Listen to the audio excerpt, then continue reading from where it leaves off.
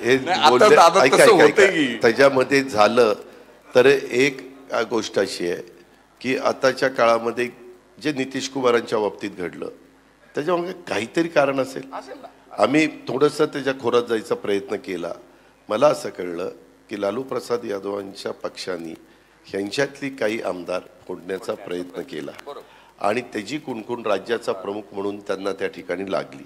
ती लागल्यानंतर की बाबा आता मी मनाचा मोठेपणा दाखवला, हे सत्तेमध्ये नसताना ह्यांना पद दिलं, उपमुख्यमंत्रीपद दिले, मंत्रीपदं दिली, आम्ही एकत्र काम करायचं ठरवलं, पुढं एकत्र राहायचं ठरवलं.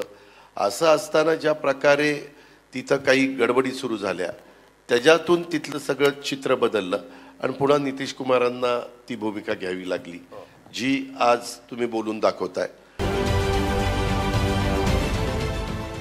देश विदेशातील प्रत्येक घडामोडींचे लाईव्ह अपडेट मिळवण्यासाठी आता साम टीव्हीच्या सर्व सोशल मीडिया प्लॅटफॉर्मला लाईक, फॉलो आणि सबस्क्राईब करा. तसंच सर्व नोटिफिकेशनसाठी बेल आयकॉन प्रेस करायला विसरू नका.